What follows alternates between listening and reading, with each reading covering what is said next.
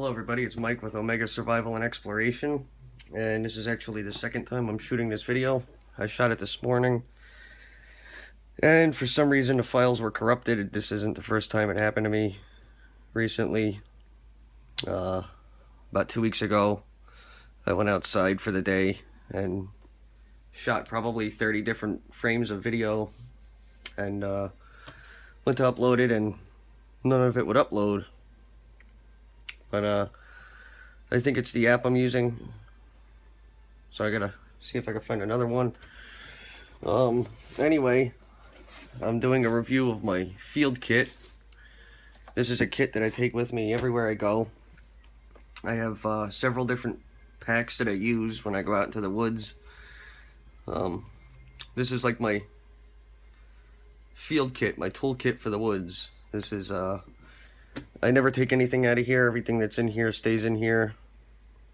And sometimes I add a few things to it, but what's in here is always in here. And it's in whatever pack I use outdoors. And I like this pouch the best. It's a Spec Ops pack rat organizer. And in the front, it's made extremely well, made in the USA. I did a review of this some time ago. Even this mesh netting in the front is like steel. It's very high quality stuff. But in the front, I just have two small figure 9s from Night Eyes and a small Gerber shard, little pry bar. Just a tool. But it's mostly the stuff inside that's important.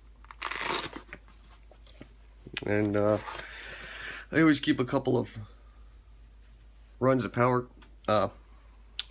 These are like, I'd say 25 foot each, but I don't use them much. I usually spare them for good stuff for projects or something. I keep my T-Rain heavy duty retractor. Locks into place. I always have a Bic lighter on there. Sometimes I change the Bic lighter out and have other stuff on here like a flashlight, but I always have a Bic lighter in here. I have my Fall Knife and DC4 sharpener. I had an unfortunate accident with it and cracked it, but it still works fine. There's nothing wrong with it. On the other side, there's a super fine diamond hone. And, you know, just in case I accidentally chip my axe off a rock or drop a knife and put a little chip in a blade, I could buff it out really quick before I make it worse. I have a Swiss Army Trailmaster. You know, it's got the Phillips screwdriver and all. The toothpick and tweezers, a little lanyard ring. It's got a very sharp blade that locks. To unlock it, you just gotta push the mechanism, the locking mechanism, to the side. It's got a saw blade, and I don't ever use this. I try to keep this as sharp as possible. The large flathead pry bar, can opener combination, and the can opener small flathead combination. I never use that knife. I always try to keep it sharp. The Fetwood. I usually always have a lot more in here, but that's all I have right now. I gotta get more.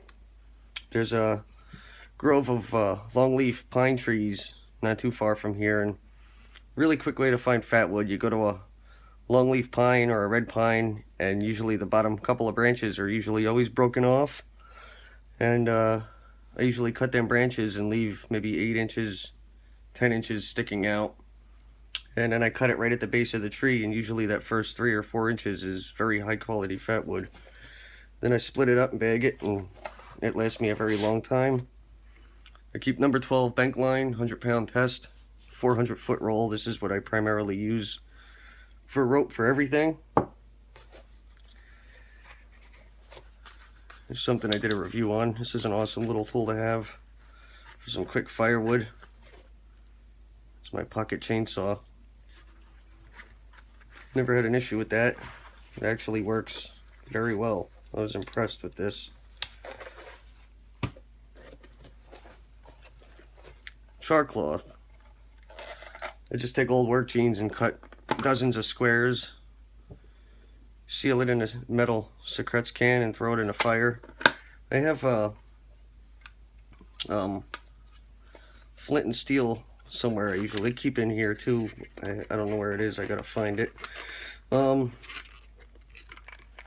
Flint and steel, what you're actually doing is you got a piece of carbon steel, and the flint or the chert scrapes the smallest little particles of the steel off, and it takes them off so fast it creates enough friction to make them red hot, and that's what causes the spark. And one little spark does really well on char cloth. You get a little rat nest going, it starts quick fire. I always keep a little fixed blade, my Bark River Bravo EDC in Elmax steel. You couldn't get a better fixed blade than that. Perfect little knife. Excellent carver. I keep the Lightning Strike fire starter.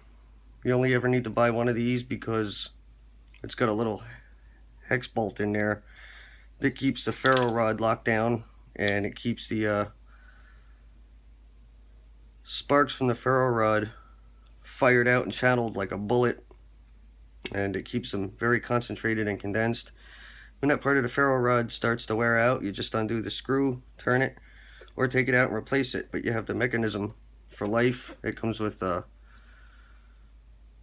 really good sparking tool, a really good scraper. It really does a good job. Mainly you use the top part here straight down, but you can also use it on another ferro rod to shoot sparks that way. And it's got tinder on the inside of it, quite a few of them.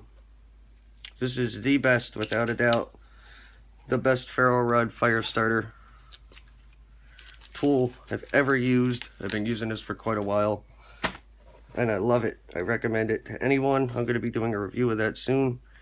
Here's the Lightning Strike tinder, and I also have other Lightning Strike tinder that's all weather, like napalm. It's waxy and burns for a really long time. Got my Wicked Tree Gear saw.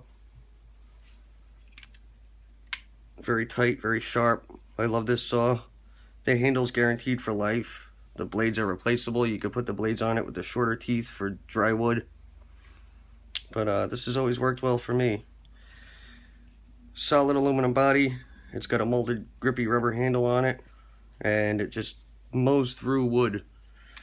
So that's good. I use this as all this stuff in here. You see my pocket chainsaw. Everything is mainly for getting fires started and maintenance of my tools and stuff like that. I keep my Gorilla Tape. I usually go through 3 or 4 rolls of this a year. I use that a lot. And I believe that's all I have in here. Like I said, sometimes I put more in, sometimes I don't. I have a Universal Right in the Rain, and I'm actually going to start writing in there soon. I carry my SAS pocket guide with me all the time, and I want to start practicing up on my skills. My father was U.S. Marine Corps Force Recon Special Forces during Vietnam. He did 3 different tours, and he retired the Marine Corps uniform and joined the Navy for 4 years. He was a survival instructor, and after that he joined the Union City Police Department in New Jersey, and then became a homicide detective, and followed out like a further 20 years as a homicide detective. But he was a very hardcore doomsday prepper and survivalist and hunter, trapper, fisherman, and he's been teaching me and training me since I'm very young. So I do have a pretty fairly good skill level out in the woods. I can survive in some pretty bad conditions, but it's always fun and good to brush up on some things, especially the SAS survival guide. I can write details down of wild edibles and medicinal plants. That's always good to know. But that's pretty much it. This is the Spec Ops Pack Rat Organizer, made in the USA. It's a drop-in organizer.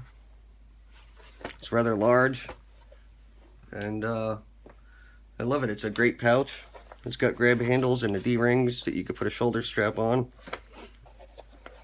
and I switch all of my pull cords on my zippers out, and I use this cord right here, which is a climbing utility cord. I believe it's a 600-pound test, and it's solid. It's like steel, this stuff, and it's got a reflective thread in it, so if I lose this at night, you can see this. It brightens up so bright at night when you hit it with a flashlight.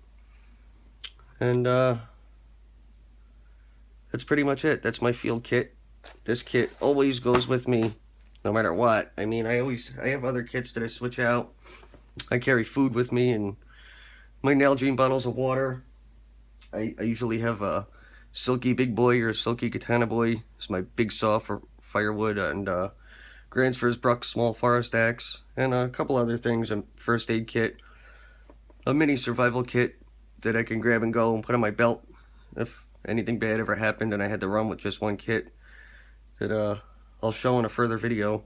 I have a few small micro survival kits and pouches that are about this big, very easy to put on my belt. That'll give me a few options if I'm ever stuck out in the woods overnight, or even the most skilled people get lost and things happen. It's just there's no guarantees of how anything's going to go when you go as deep into the woods as I go, and I do spend a lot of time in the woods. And there are a few core things that I use out of this kit, which is this saw, this knife,